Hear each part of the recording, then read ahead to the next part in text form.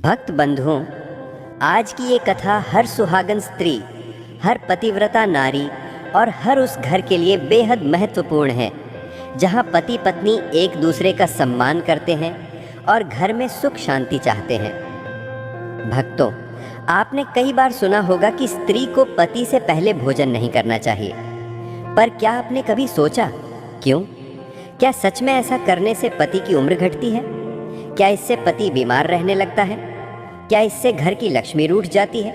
या क्या इससे भगवान शिव की कृपा हट जाती है? आज आप इसी रहस्य को जानेंगे, लेकिन पहले इस बात का ध्यान रखें। गरुड़ पुराण में कहा गया है कि जो भी भक्त कथा को बीच में छोड़ देता है वो अपने जीवन में स्वयं संकट को बुलाता है। इसलिए भक्त बंधुओं, यदि आपने आज की बात को अंत तक नहीं सुना तो आप इस ज्ञान का फल पाने से वंचित रह जाएंगे। भक्तों, आज की कथा केवल एक ज्ञान नहीं, एक सत्य, एक नियम, एक आशीर्वाद है जो हर घर की सुख समृद्धि से जुड़ा है। आप सोच रहे होंगे कि क्या सिर्फ एक आदत, एक छोटी सी बात वास्तव में इतना बड़ा प्रभाव डाल सकती है? क्या सिर्फ पति से पहले खाना खाने से सुहाग पर संकट आ सकता है? क्या लक्ष्मी नाराज होकर घर छोड़ सकती हैं? क्या घर का सौभाग्य कम हो सकता है? भक्तों, ये सब सवाल बहुत गहरे हैं और इनका उत्तर आज आप इस कथा में पाएंगे, क्योंकि शास्त्रों में लिखा है कि जहाँ स्त्री पति को देवता समान मानती है वहाँ भगवान शिव और माता पार्वती स्वयं आशीर्वाद देते हैं। लेकिन अगर कोई भूलवश इस परंपरा से हट जाए तो उसके जीवन में क्या परिवर्तन होते हैं, क्या परिणाम सामने आते हैं, क्या उसके घर के सुख समृद्धि पर असर पड़ता है? आज आप ये सब जानने वाले हैं। लेकिन भक्त बंधुओं, ध्यान से सुनिए। ये कथा केवल सुहागन स्त्रियों के लिए नहीं, बल्कि उन सभी के लिए है जो घर में शांति, पति पत्नी में प्रेम और परिवार में सुख चाहते हैं। ये रहस्य, ये नियम, ये ज्ञान सदियों से परंपरा में है, लेकिन आज बहुत से लोग इसे भूल रहे हैं और फिर कहते हैं कि घर में बरकत नहीं हो रही, पति बार बार बीमार पड़ता है, लक्ष्मी घर में टिकती नहीं। पर भक्ति में कहा गया है कि जहाँ नियम टूटते हैं वहाँ सुख भी टिकता नहीं है। भक्तों, आज की ये कथा आपके सामने वो कारण खोलेगी जो आमतौर पर किसी को पता नहीं होता। और जब आप अंत तक ये कथा सुन लेंगे, आप समझ जाएंगे कि पति से पहले भोजन करना सिर्फ एक परंपरा नहीं, बल्कि एक आध्यात्मिक नियम है। तो भक्त बंधुओं, अब मन को शांत कीजिए, 3 सांसें गहरी लीजिए और ध्यान से, बहुत ध्यान से सुनिए, क्योंकि अब शुरू होने जा रहा है वो गहरा रहस्य जो हर पतिव्रता नारी के सुहाग, उसके पति के स्वास्थ्य, उसके घर की लक्ष्मी और उसके परिवार की खुशहाली से जुड़ा है। भक्त बंधुओं, आज मैं आपको एक ऐसी अद्भुत कथा सुनाने जा रहा हूँ जो सिर्फ एक घर की कहानी नहीं, बल्कि उस सनातन मर्यादा का चित्रण है जिसे हमारी संस्कृति में अन्नपूर्णा धर्म कहा जाता है। ये कथा एक पत्नी के अटूट प्रेम, त्याग और उसके फलस्वरूप देवों के देव महादेव की कृपा से जुड़े एक गहरे रहस्य को उजागर करेगी। एक छोटे से पर संस्कारवान गांव की, जहां की मिट्टी में आज भी पुरानी परंपराओं की महक है और जहां रिश्ते केवल खून के नहीं बल्कि विश्वास और समर्पण के धागों से बंधे हैं। इसी गांव में निवास करती थी एक परम शिव भक्त महिला जिनका नाम था उमा और उनके पति का नाम था चेतन। नाम के अनुरूप ही उमा साक्षात प्रेम और समर्पण की मूर्ति थी और चेतन अपने कर्म और धर्म के प्रति सदैव सचेत रहते थे। उमा का जीवन पूरी तरह से अपने पति और अपने आराध्य भगवान शिव को समर्पित था। उनकी दिनचर्या घड़ी की सुइयों की तरह चलती थी, जिसमें सबसे पहला स्थान महादेव का था और उसके बाद उनके पति का। उमा के घर की सादगी में भी एक विशेष तेज था जो उनकी आंतरिक शांति और भक्ति से आता था। उमा की गृहस्थी में एक सबसे बड़ी और पवित्र मर्यादा थी जिसका वो बड़ी निष्ठा से पालन करती थी। वो ये कि उमा कभी भी अपने पति से पहले भोजन नहीं करती थी। चाहे उन्हें कितनी भी भूख लगी हो, चाहे कितना भी विलंब हो जाए, उमा हमेशा अपने पति के भोजन कर लेने के बाद ही उसी थाली में प्रसाद रूप में भोजन ग्रहण करती थी। ये उनके लिए कोई अंधविश्वास नहीं था, बल्कि ये उनके प्रेम और सौभाग्य की रक्षा का एक मौन व्रत था। उनके इस व्रत के पीछे उनका गहरा विश्वास था। वो मानती थीं कि पति ही पत्नी के लिए साक्षात ईश्वर का रूप होता है और जब तक पति भोजन नहीं कर लेते तब तक पत्नी को भोजन ग्रहण करने का कोई अधिकार नहीं है। यान का सम्मान है और ये पति की लंबी आयु और स्वास्थ्य का आशीर्वाद मांगने का उनका अपना तरीका था। चेतन, जो गांव में खेती और मजदूरी का काम करते थे, अक्सर देर से घर लौटते थे। कभी कभी तो उन्हें रात के अंधेरे में भी काम करना पड़ता था। जब भी चेतन घर लौटते वो देखते कि उमा बिना भोजन किए उनका इंतज़ार कर रही हैं। चेतन अक्सर अपनी पत्नी से कहते कि उमा, तुम इतनी देर क्यों करती हो? तुम इतनी भूखी रहती होगी। मैं तो मजदूरी करता हूँ, मुझे देर हो जाती है। तुम मेरे लौटने से पहले खा लिया करो। पर उमा मुस्कुराती थीं। उनकी मुस्कान में एक अलौकिक संतोष होता था। वो कहती थी, नहीं स्वामी, आप मेरे अन्नदाता हैं, आप मेरे जीवन की शक्ति हैं। जब तक आप भोजन नहीं कर लेते तब तक मैं कैसे खा सकती हूँ? मेरे पेट की भूख से ज़्यादा मेरे मन की शांति ज़रूरी है, जो आपके भोजन करने के बाद ही मिलती है। ये व्रत मेरे सौभाग्य की ढाल है, इसे मैं कभी नहीं तोड़ूंगी। उमा की सास और गांव की कुछ अन्य महिलाएं भी उन्हें समझाती थीं कि ये सब पुराने ज़माने की बातें हैं, इतनी कठोरता ठीक नहीं है। पर उमा किसी की नहीं सुनती थी। उनकी आस्था अटल थी। वो जानती थी कि उनका ये नियम उन्हें उनके आराध्य महादेव के और करीब ले जाता है। पर उमा की जिंदगी में एक बड़ा दुख था, वो था संतानहीनता। विवाह के कई वर्ष बीत चुके थे, पर उनकी गोद सूनी थी। ये बात उमा को अंदर ही अंदर बहुत कष्ट देती थी। वो हर रोज़ अपने शिव मंदिर में जाकर रोती थी, हे भोलेनाथ, मैंने अपने जीवन में कोई नियम नहीं तोड़ा। मैंने हमेशा अपने पति का सम्मान किया। मैंने आपकी पूजा में कोई कमी नहीं छोड़ी। फिर ये दुख मेरे जीवन में क्यों है? मुझे अपने पति के कुल को चलाने के लिए एक संतान का आशीर्वाद दीजिए। उमा की आंखों से बहने वाले आंसू उनकी भक्ति की शुद्धता का प्रमाण थे। इधर कैलाश पर्वत पर देवों के देव महादेव और माँ पार्वती अपनी परम भक्त उमा की इस भक्ति और कष्ट को देख रहे थे। एक दिन जब उमा अपने पति चेतन के देर से आने पर बिना भोजन किए उनकी राह देख रही थी और अपनी सूनी गोद के लिए महादेव से प्रार्थना कर रही थी, तब कैलाश पर माता पार्वती ने महादेव से ये दृश्य देखा। पार्वती जी ने करुणा भरे स्वर में महादेव से पूछा, स्वामी, ये उमा आपकी परम भक्त है। ये इतनी निष्ठा से पति धर्म का पालन कर रही है, भूखी रहकर अपने पति के भोजन करने का इंतज़ार करती है। ये नियम इतना कठिन है, फिर भी ये इसे इतनी खुशी से क्यों निभाती है? और अगर ये इतना धर्म का पालन करती है तो आप इसे संतान सुख क्यों नहीं दे रहे? इस व्रत का रहस्य क्या है? महादेव मंद मंद मुस्कुराए। उनकी हंसी में संपूर्ण सृष्टि का ज्ञान छिपा था। उन्होंने माता पार्वती को पास बिठाया और कहा, देवी, आज मैं तुम्हें एक गहन रहस्य बताता हूँ जो इस संसार की मर्यादा और भक्ति के सबसे ऊंचे शिखर को दर्शाता है। उमा का ये व्रत केवल पति के बाद भोजन करना नहीं है, बल्कि ये एक बहुत बड़ी शक्ति का स्रोत है। ये वो नियम है जो एक पत्नी के सौभाग्य और उसके पति के कर्म की रक्षा करता है। पार्वती जी उत्सुकता से महादेव की ओर देखने लगीं। उन्हें पता था कि महादेव अब एक ऐसा गूढ़ ज्ञान बताने वाले हैं जो इस संसार के लिए एक दिव्य प्रकाश होगा। महादेव ने कथा सुनानी शुरू की। उन्होंने बताया कि इस संसार में पति और पत्नी का संबंध केवल दो व्यक्तियों का मिलन नहीं है, बल्कि ये दो आत्माओं का पूर्ण समर्पण है। महादेव बोले, पार्वती, जब कोई पत्नी अपने पति से पहले भोजन ग्रहण करती है तो वो केवल अन्न नहीं खाती, बल्कि वो अपने पति के भाग्य में आने वाले सुख के अंश को भी कम कर देती है। पति का भोजन केवल उसके शरीर का पोषण नहीं है, बल्कि वो उसके कर्म का फल है जिसे वो दिन भर के श्रम से अर्जित करता है।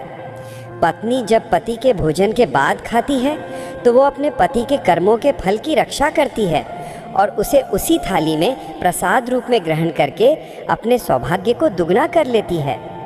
महादेव ने आगे समझाया कि भोजन की ये मर्यादा पति को अपने कर्म के प्रति और भी ज़्यादा जागरूक बनाती है, क्योंकि वो जानता है कि उसकी पत्नी उसका सम्मान करने के लिए भूखी बैठी है। ये उस पत्नी को संसार की हर विपत्ति से बचाने का दैवी कवच प्रदान करता है। पार्वती जी महादेव के इस गूढ़ रहस्य को सुनकर आश्चर्यचकित थीं। फिर पार्वती जी ने पूछा, लेकिन स्वामी, अगर ये नियम इतना पवित्र है तो आप उमा को संतान सुख क्यों नहीं दे रहे? उसका ये दुख कब दूर होगा? महादेव ने गहरी सांस ली और उनके चेहरे पर एक हल्की सी मुस्कान आई। उन्होंने कहा, देवी, उमा की भक्ति में कोई कमी नहीं है, पर हर महान वरदान से पहले एक बड़ी परीक्षा होती है। उमा की परीक्षा अभी चल रही है और ये परीक्षा उसके जीवन के सबसे बड़े दुख संतानहीनता से जुड़ी है। अब हम कैलाश से नीचे उतरकर उमा के गांव की ओर चलते हैं, जहां उनकी भक्ति की परीक्षा और भी कठिन होने वाली थी। उमा महादेव के ज्ञान से अनभिज्ञ अपनी भक्ति में लीन थी। वो हर रोज़ सुबह सबसे पहले उठकर अपने घर के काम निपटाती, स्नान करती और महादेव के मंदिर में जाकर घंटों प्रार्थना करती थी। उनका मन हमेशा महादेव के चरणों में लगा रहता था, पर सूनी गोद का दर्द उनकी भक्ति को बार बार कसौटी पर कस रहा था। उमा के पति चेतन अपनी ईमानदारी और मेहनत के बावजूद व्यापार में लगातार घाटा उठा रहे थे। उनकी खेती में या तो सूखा पड़ जाता या अचानक कोई ऐसी विपदा आ जाती कि सारी जमा पूंजी चली जाती। घर में धीरे धीरे आर्थिक तंगी बढ़ती जा रही थी। इस आर्थिक तंगी के कारण उमा की सास का व्यवहार भी और कठोर होता जा रहा था। सास को लगता था कि उमा के व्रत और पूजा पाठ में कोई कमी है, इसीलिए उनके घर पर लक्ष्मी नहीं आ रही हैं। उमा, सास अक्सर कठोर स्वर में कहती थी, तुम भूखी रहकर ये कौन सा नियम निभा रही हो? क्या तुम्हारे व्रत से मेरे बेटे का भाग्य बदल जाएगा? देखो तो हमारा घर दिन प्रतिदिन गरीबी की ओर जा रहा है। अगर तुम्हारा व्रत इतना ही सच्चा है तो भगवान क्यों नहीं सुनते? उमा शांत रहती थी। वो जानती थी कि दुख की घड़ी में सास का हृदय भी अशांत है। वो मन ही मन महादेव से प्रार्थना करती थी कि वो उनकी सास को शांति प्रदान करें। इसी बीच गांव में उमा की दो ननंदें माधवी और रंजना, जो संपन्न घरों में ब्याही गई थी, अपने मायके आईं। माधवी और रंजना का स्वभाव उमा के स्वभाव से बिल्कुल विपरीत था। वो अपने वैभव का खूब दिखावा करती थी। जब ननंदों ने उमा की सादगी और घर की तंगी देखी तो उन्होंने उमा पर तानों की बौछार कर दी। भाभी उमा, माधवी ने व्यंग करते हुए कहा, तुम तो रोज इतनी बड़ी बड़ी बातें करती हो, इतना व्रत रखती हो कि पति के बाद ही भोजन करोगी, पर ये सब किस लिए? देखो तो तुम्हारे व्रत से तो भैया की कमाई कम होती जा रही है। हमारी भाभी बनो जो पति के आने से पहले ही अपने सुख के लिए सारा इंतजाम कर लेती हैं। रंजना ने भी हंसते हुए कहा, हाँ भाभी, ये कैसा व्रत है जो सूनी गोद का दुख भी नहीं मिटा सका? लगता है तुम्हारे व्रत में कोई दम नहीं है, या फिर महादेव ही तुमसे नाराज हैं। उमा को इन बातों से बहुत दुख होता था, पर वो फिर भी शांत रहती थीं। उन्हें पता था कि महादेव उनकी परीक्षा ले रहे हैं और इस परीक्षा में उन्हें धैर्य नहीं खोना है। लेकिन ननंदे केवल ताना मारकर नहीं रुकी। उन्हें उमा की सादगी और पवित्रता से ईर्ष्या होती थी। उन्होंने उमा की मर्यादा को तोड़ने का षड्यंत्र रचा। एक दिन जब चेतन रोज की तरह काम पर गए हुए थे और शाम को आने वाले थे, तब माधवी और रंजना ने उमा के लिए स्वादिष्ट पकवान बनाए। उन्होंने उमा को बार बार जोर देकर कहा कि वो भोजन कर लें। भाभी उमा, तुम इतनी कमज़ोर दिख रही हो, आज तो हम दोनों आई हैं, हमारे लिए ही खा लो। भैया आज रात देर से आएंगे, तुम भूखी क्यों रहोगी? माधवी ने मीठी बातें करते हुए कहा। नहीं दीदी, आप दोनों का प्रेम ही मेरे लिए भोजन है। मैं अपने पति के बाद ही भोजन ग्रहण करूंगी। उमा के मना करने पर ननंदें निराश नहीं हुई। उन्होंने एक कूटनीति रची। उन्होंने उमा को अपने साथ गांव के मंदिर जाने के लिए राजी किया। भाभी, तुम रोज महादेव के दर्शन नहीं कर पाती हो, चलो हमारे साथ। आज हम सब मिलकर महादेव की पूजा करेंगे ताकि भैया की कमाई बढ़ जाए, रंजना ने कहा। उमा महादेव के नाम पर तुरंत तैयार हो गई। वो अपनी भक्ति में इतनी लीन थीं कि उन्हें ननंदों की नीयत पर जरा भी शक नहीं हुआ। उमा को मंदिर ले जाने के बाद ननंदों ने अपने षड्यंत्र को अंजाम दिया।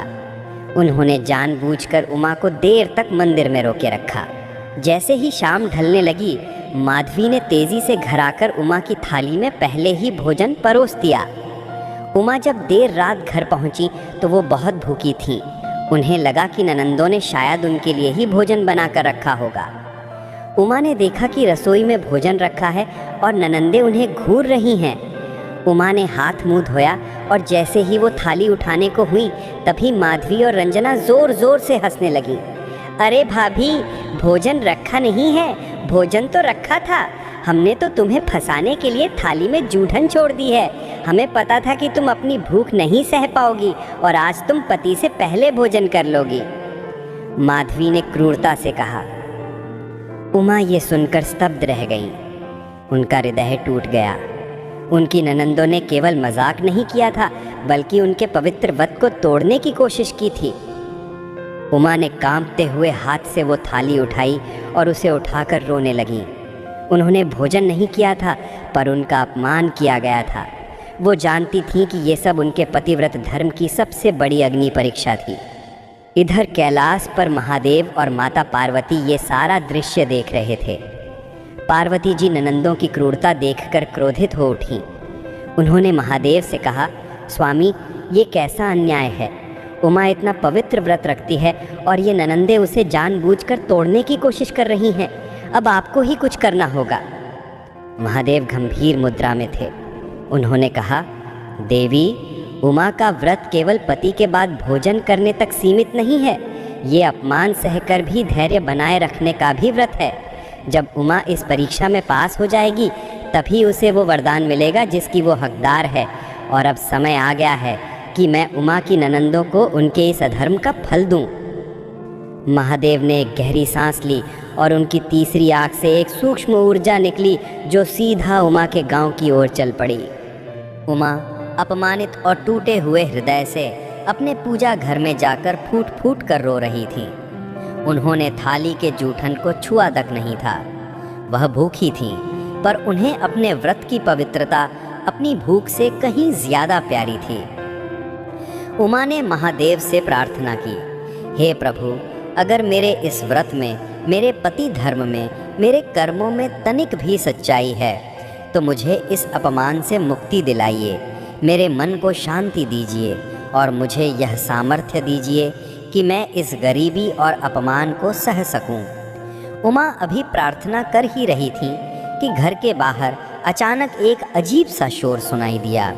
गांव के लोग तेजी से उनके घर की ओर भाग रहे थे। माधवी और रंजना, जो अभी भी अपनी जीत पर हंस रही थीं, शोर सुनकर बाहर आई। उन्हें पता चला कि उनके पतियों के व्यापार में, जो अलग अलग शहरों में था, अचानक भयंकर आग लग गई थी। आग इतनी तेजी से फैल गई थी कि उनका सारा माल और गोदाम जलकर राख हो गया। यह केवल व्यापार का नुकसान नहीं था, बल्कि उनके पतियों पर इतना भारी कर्ज आ गया था कि वे रातों रात राजा से रंक बन गए। माधवी और रंजना के पतियों के पास अब अपने घर का कर्ज चुकाने के लिए भी कुछ नहीं बचा था। यह समाचार सुनते ही दोनों ननदें स्तब्ध रह गईं। उनके चेहरे पर जो अहंकार और हंसी थी, वह एक पल में भय और आंसुओं में बदल गई।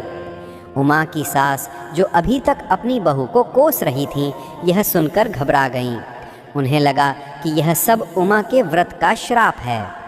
माधवी और रंजना ने तुरंत अपने पतियों को फ़ोन करने की कोशिश की, पर उनके पतियों के फ़ोन बंद आ रहे थे। वे दोनों अपनी सारी शान और शौकत खोकर उसी घर में खड़ी थीं जहां उन्होंने कुछ देर पहले अपनी भाभी का अपमान किया था। यह साक्षात महादेव का न्याय था। महादेव ने माता पार्वती को बताया था कि उमा का व्रत केवल पति के बाद भोजन करने तक सीमित नहीं है, बल्कि यह पतिव्रत धर्म की रक्षा है। जिन लोगों ने उस धर्म का अपमान किया, महादेव ने उन्हें उनके कर्मों का फल तुरंत दे दिया।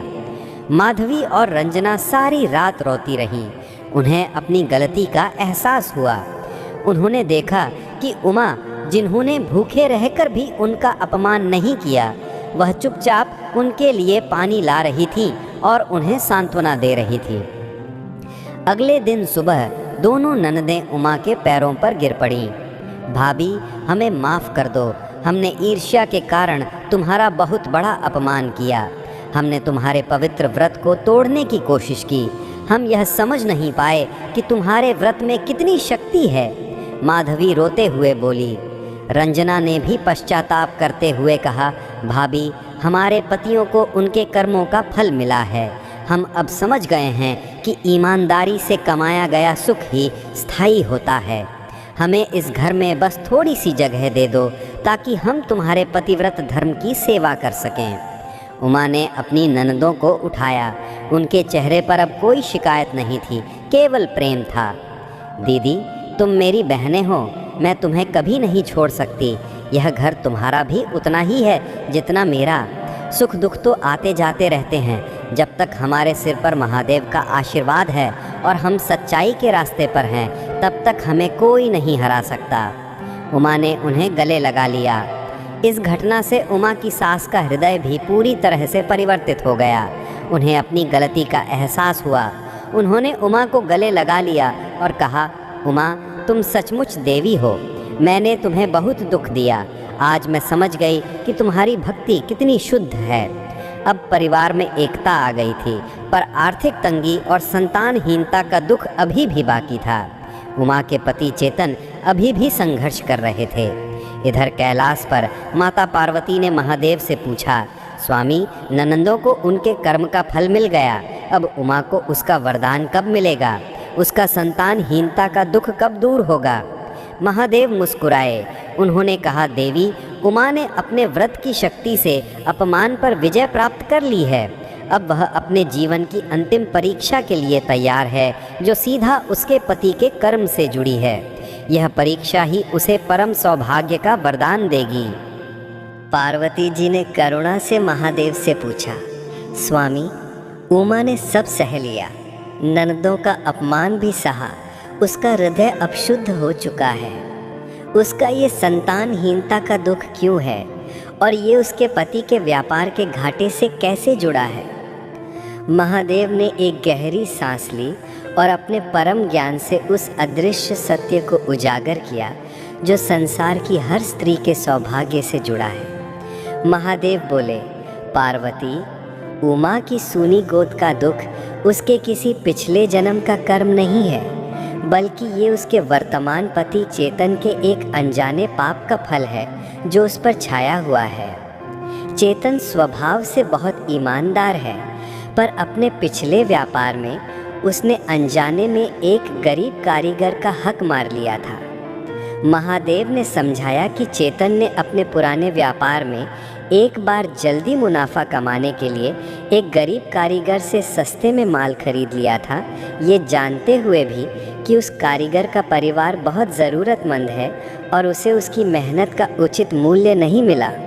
उस कारीगर की आँखों से निकले आंसू और उसके हृदय से निकली निराशा चेतन के कर्म फल को दूषित कर गई है। महादेव ने कहा, और पत्नी का भाग्य पति के कर्म फल से सीधे जुड़ा होता है। जब पति के कर्म फल में अनजाने में भी कोई पाप आ जाता है तो पत्नी का सौभाग्य, जो संतान सुख भी है, दूषित हो जाता है और इसीलिए उनका व्यापार लगातार घाटा उठा रहा है।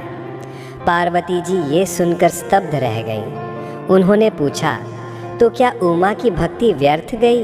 क्या वह अपने पति का ये कर्म फल नहीं बदल सकती? महादेव मुस्कुराए। उन्होंने कहा, यहीं पर उमा के व्रत की सबसे बड़ी शक्ति है। उमा का व्रत पति के बाद भोजन करना केवल अन्न जल का त्याग नहीं है, बल्कि ये अपने पति के सारे कर्म फल को बांटने और शुद्ध करने का एक मौन व्रत है। उमा अपने पति के भोजन के प्रसाद को ग्रहण करके चेतन के अच्छे कर्मों को बल दे रही है और अनजाने में हुए पाप के फल को कम कर रही है। महादेव ने आगे कहा, उमा के व्रत की तपस्या से अब वो समय आ गया है जब चेतन को अपने अनजाने पाप का प्रायश्चित करना होगा। अगर चेतन ईमानदारी से उस कारीगर का हक वापस लौटा देता है तो ना केवल उसका व्यापार सुधरेगा बल्कि उमा का सौभाग्य भी शुद्ध हो जाएगा। महादेव ने माता पार्वती को ये भी बताया कि वे स्वयं इस परीक्षा में उमा की मदद करेंगे। इधर गांव में उमा और चेतन घोर निराशा में थे। ननदे माधवी और रंजना अपनी गलती सुधारने के लिए घर के काम में मदद कर रही थी, पर घर की आर्थिक स्थिति दिन प्रतिदिन बिगड़ती जा रही थी। एक रात चेतन गहरी चिंता में बैठे थे। उन्हें अपनी हार दिखाई दे रही थी। तभी उमा आकर उनके माथे पर हाथ रखा। स्वामी, इतनी चिंता क्यों करते हैं? जब तक हम सच्चाई के रास्ते पर हैं, महादेव हमारा साथ कभी नहीं छोड़ेंगे। चेतन ने निराशा से कहा, नहीं उमा, मेरा व्यापार घाटे में क्यों जा रहा है मुझे समझ नहीं आता। मैं इतनी मेहनत करता हूँ फिर भी सब कुछ नष्ट हो जाता है। मुझे लगता है मुझ पर किसी का श्राप है। उमा ने हिम्मत से कहा, स्वामी, श्राप नहीं, ये शायद किसी अनजाने पाप का फल होगा। आप याद कीजिए, क्या आपने कभी किसी ज़रूरतमंद का हक तो नहीं मारा? उमा के इन शब्दों ने चेतन के मन में अचानक विद्युत तरंग दौड़ा दी। उन्हें वर्षों पहले की एक घटना याद आई। उन्हें याद आया कि कैसे उन्होंने एक बार एक बहुत गरीब पर ईमानदार कारीगर से उसके बनाए गए सामान को बहुत कम दाम में खरीद लिया था, क्योंकि उन्हें तुरंत मुनाफा चाहिए था।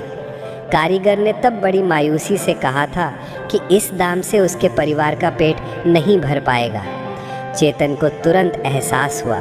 उनकी आंखों से पश्चाताप के आंसू बहने लगे। उन्हें लगा ये वही अनजाना पाप है जिसने उनके जीवन को नरक बना दिया है। चेतन ने उसी रात अपने मन में संकल्प लिया कि वो किसी भी कीमत पर उस कारीगर को ढूंढेंगे और उसका सारा हक लौटा देंगे। अगले दिन सुबह चेतन ने अपनी पत्नी उमा से कहा, उमा, मुझे एक ज़रूरी काम से शहर जाना होगा। मुझे अपने एक पुराने साथी का हक लौटाना है। उमा को तुरंत एहसास हुआ कि ये महादेव का संकेत है। उन्होंने बिना कुछ पूछे अपने पति को जाने दिया। उन्होंने अपने अंतिम बचे हुए आभूषण बेच दिए और वो सारा पैसा चेतन को दिया ताकि वो कारीगर का पूरा हक लौटा सके। ये उमा के पतिव्रत धर्म की अंतिम और सबसे बड़ी परीक्षा थी। अपने अंतिम बचे हुए धन को भी पति के अनजाने पाप के प्रायश्चित के लिए दे देना। चेतन शहर की ओर निकल पड़े। उन्होंने महीनों तक उस गरीब कारीगर को ढूंढा। अंततः उन्हें वह कारीगर अत्यंत दयनीय हालत में मिला। चेतन ने बिना एक भी पल गवाए सारा पैसा उस कारीगर के चरणों में रख दिया और क्षमा मांगी। भाई, मैंने अनजाने में तुम्हारा हक मारा था। ये तुम्हारे पूरे माल का सही दाम है। मुझे माफ़ कर दो। कारीगर अचानक इतना सारा धन देखकर स्तब्ध रह गया। उसकी आंखों से खुशी के आंसू बहने लगे। उसने चेतन को हृदय से आशीर्वाद दिया। जैसे ही चेतन को उस कारीगर का सच्चा आशीर्वाद मिला, उधर कैलाश पर महादेव ने मुस्कुराते हुए माता पार्वती से कहा, देवी, उमा की भक्ति और चेतन के प्रायश्चित से अब उनका कर्मफल अब शुद्ध हो गया है। अब समय आ गया है कि मैं अपनी परम भक्त को उसका वरदान दूं। चेतन ने जब वापस गांव लौटकर उमा को ये खबर सुनाई तो उमा की आंखों से खुशी के आंसू बहने लगे। उन्हें पता था कि उनका व्रत सफल हुआ है। उन्हें पता था कि उनके पति ने केवल धन नहीं लौटाया है, बल्कि उन्होंने अपने कर्म को शुद्ध कर लिया है। उमा ने तुरंत अपने पति के चरण छुए, जैसे उन्होंने साक्षात महादेव के दर्शन कर लिए हों। स्वामी, आपने सही किया। धन तो आता जाता रहेगा, पर जो शांति आपके चेहरे पर है वो करोड़ों से भी ज़्यादा कीमती है। उमा ने प्रेम से कहा, घर में अब भले ही आर्थिक तंगी थी, पर परिवार में प्रेम और एकता थी। नंदे, माधवी और रंजना अब सच्चे मन से घर के काम में उमा की मदद करती थीं और उमा की सास अपनी बहू पर गर्व करती थी। चेतन ने नए सिरे से अपनी ईमानदारी के बल पर व्यापार शुरू किया। अब उनके कर्मों में कोई पाप नहीं था और उमा का पवित्र व्रत उनके सौभाग्य को बल दे रहा था। इस बार व्यापार में उन्हें अद्भुत सफलता मिलने लगी। हर छोटा काम जिसे चेतन हाथ लगाते वो सोने जैसा हो जाता था। उनका व्यापार धीरे धीरे पर स्थायी रूप से बढ़ने लगा। उमा को एहसास हुआ कि उनके व्रत की शक्ति अब उनके पति के सौभाग्य को लौटा चुकी है, पर उनकी गोद अभी भी सूनी थी। उमा जानती थी कि महादेव उनकी अंतिम इच्छा जरूर पूरी करेंगे। समय बीतता गया और जल्द ही महाशिवरात्रि का पावन पर्व आ गया। ये वो दिन था जब महादेव और माता पार्वती का विवाह हुआ था और ये शिव भक्तों के लिए सबसे बड़ा पर्व होता है। उमा ने महाशिवरात्रि के लिए विशेष तैयारी की। उन्होंने पूरे दिन का निर्जल व्रत रखा। शाम को उन्होंने अपने पति चेतन के साथ मंदिर जाने की तैयारी की। मंदिर में भक्तों की भारी भीड़ थी। चारों ओर हर हर महादेव का जयघोष गूंज रहा था। उमा और चेतन ने पूरी श्रद्धा से शिवलिंग पर दूध, जल और बेलपत्र अर्पित किए। उमा ने महादेव के सामने अपनी आंखों में आंसू लिए अपनी सूनी गोद के लिए अंतिम प्रार्थना की। हे भोलेनाथ, मैंने अपने जीवन में कोई नियम नहीं तोड़ा।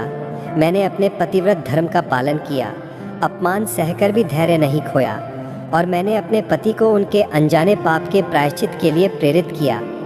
अब मेरी अंतिम इच्छा है, मेरी गोद को भर दीजिए ताकि मेरे पति का कुल आगे बढ़ सके। उमा पूरी श्रद्धा से महादेव के चरणों में सिर झुकाए बैठी थी। उनकी भक्ति इतनी गहरी थी कि उस भीड़ में भी उन्हें केवल महादेव ही दिखाई दे रहे थे। इधर कैलाश पर महादेव ने माता पार्वती से कहा, देवी, उमा की तपस्या पूर्ण हो चुकी है। उसने अपने व्रत की शक्ति से केवल अपने पति का भाग्य ही नहीं बदला, बल्कि पूरे परिवार को एक नया जीवन दिया है। अब समय आ गया है कि मैं उसे उसका वरदान दूं। महादेव ने माता पार्वती से कहा, देवी, आज महाशिवरात्रि की इस पावन रात को मैं उमा को वो वरदान दूंगा जो उसके प्रेम और त्याग का प्रतीक होगा। महादेव ने एक दिव्य ज्योति उत्पन्न की, जिसे लेकर माता पार्वती स्वयं अदृश्य रूप में उमा के गांव के मंदिर की ओर चल पड़ी। मंदिर में उमा ध्यान में थी। तभी उन्हें अपने सिर पर किसी के कोमल स्पर्श का अनुभव हुआ। उमा ने आंखें खोली पर उन्हें कोई दिखाई नहीं दिया। उन्हें केवल एक अलौकिक सुगंध महसूस हुई। उसी समय महादेव ने आकाशवाणी की। यह आकाशवाणी केवल उमा और चेतन ही सुन पाए। मेरी परम भक्त उमा, तेरी तपस्या और तेरे पतिव्रत धर्म ने मुझे प्रसन्न किया है। तूने भूखी रहकर भी अपने पति का अपमान नहीं किया।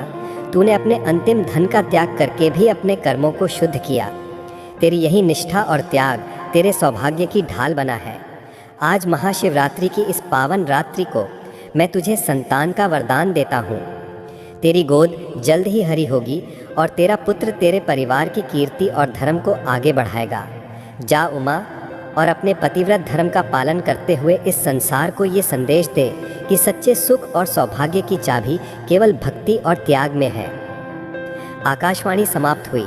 उमा और चेतन दोनों उस क्षण साक्षात महादेव के आशीर्वाद को महसूस कर रहे थे। उनकी आंखों से खुशी के आंसू बह रहे थे। उमा ने उसी पल महादेव को हृदय से धन्यवाद दिया। उनका वर्षों का दुख एक पल में सबसे बड़े सुख में बदल गया था। समय बीता और जल्द ही उमा के घर में किलकारी गूंज उठी। उमा ने एक सुंदर स्वस्थ पुत्र को जन्म दिया। पूरे गांव में खुशी छा गई। उमा की सूनी गोद अब महादेव के आशीर्वाद से हरी हो चुकी थी। चेतन का व्यापार और भी तेजी से बढ़ा। उन्होंने अपनी ईमानदारी और दान पुण्य से अपने धन को बढ़ाया। उन्होंने अपनी पत्नी उमा के त्याग और महादेव की कृपा को कभी नहीं भुलाया। उमा अब भी अपने पति चेतन के बाद ही भोजन करती थी। ये उनके लिए अब केवल नियम नहीं रहा था, बल्कि ये उनके जीवन का सबसे बड़ा गौरव बन गया था। उनका पुत्र भी हमेशा अपनी माँ के त्याग और पिता की ईमानदारी की कहानियाँ सुनकर बड़ा हुआ था। इस कथा का सार यही है मेरे दोस्तों, कि जीवन में आने वाला हर दुख, हर कष्ट महादेव की एक परीक्षा होती है। अगर हम उस परीक्षा में अपने धर्म, अपनी मर्यादा और अपने विश्वास को नहीं छोड़ते, तो अंत में हमें केवल वरदान ही मिलता है। उमा का व्रत हमें सिखाता है कि पतिव्रत धर्म केवल नियम नहीं है, ये एक दैवी शक्ति है जो हर विपत्ति से अपने परिवार की रक्षा करती है। और इस तरह भक्त बंधुओं, उमा और चेतन की यह तपस्या पूर्ण हुई। देखा आपने कैसे एक साधारण सी लगने वाली पत्नी की श्रद्धा, उसके रोज के व्रत उसके मन की पवित्रता कैसे महादेव को स्वयं प्रकट होने पर विवश कर देती है। आज की इस कथा से हमें एक बहुत बड़ी सीख मिलती है कि भक्ति कभी व्यर्थ नहीं जाती। भले ही वक्त लगे, परीक्षा आए, अंधेरा छा जाए, लेकिन जो मन सच्चा हो, जो भक्ति में दृढ़ रहे, जिसके संकल्प में प्रेम और त्याग हो, उसके जीवन में महादेव अवश्य चमत्कार करते हैं। उमा ने ना धन मांगा, ना सौभाग्य, ना कोई सांसारिक सुख। उसने केवल एक ही वर मांगा, अपने पति का दुख मिटाने का वर। यही है सच्ची पत्नी का धर्म, यही है पतिव्रता की शक्ति, और यही कारण है भक्त बंधुओं की शास्त्र कहते हैं कि जहाँ स्त्री का मन पवित्र हो, जहाँ पत्नी पति के लिए शुभ सोचे, वहाँ घर में अपने आप धन, सुख, शांति और लक्ष्मी का वास होता है। आजकल लोग भक्ति को बस एक काम समझते हैं। मूर्ति रख दी, 2 फूल चढ़ा दिए और सोच लिया कि सब ठीक हो जाएगा। लेकिन याद रखिए, भक्ति तब फल देती है जब मन भक्ति में डूबा हो, जब प्रेम, धैर्य और त्याग ये तीनों साथ हों। उमा की कथा हमें यही सिखाती है कि सच्ची पूजा मंदिर में नहीं, दिल में होती है। अगर आपके जीवन में कोई संकट है, किसी अपने का दुख आपको परेशान करता है, यदि आप बार बार सोचते हैं कि मैं इतना प्रयास कर रहा हूँ पर फल क्यों नहीं मिलता, तो इस कथा को याद रखिए। ईश्वर देर कर सकते हैं पर अंधेर कभी नहीं करते। वो परीक्षा लेते हैं लेकिन अपने भक्तों को कभी गिरने नहीं देते। भक्तों, जीवन में हमेशा 3 चीज़ें ज़रूर कीजिए। पहली, हर सुबह भगवान का नाम लेकर दिन शुरू कीजिए। दूसरी, किसी का दिल न दुखाइए, क्योंकि दुआ और बद्दुआ दोनों असर करती हैं। और तीसरी, रोज़ थोड़ा समय भगवान को दीजिए, चाहे मंत्र जाप हो, कथा हो, या बस 5 मिनट आँख बंद कर महादेव कहना ही क्यों ना हो। यही भक्ति है, यही साधना है, यही जीवन को बदलने की कुंजी है। अगर उमा जैसी स्त्री का प्रेम एक टूटे हुए परिवार को जोड़ सकता है, अगर उसकी भक्ति उसके पति का भाग्य बदल सकती है, तो आपकी भक्ति भी आपकी ज़िंदगी को एक दिन अवश्य बदल देगी। बस श्रद्धा रखिए, समय आने दीजिए और महादेव की महिमा पर विश्वास रखिए।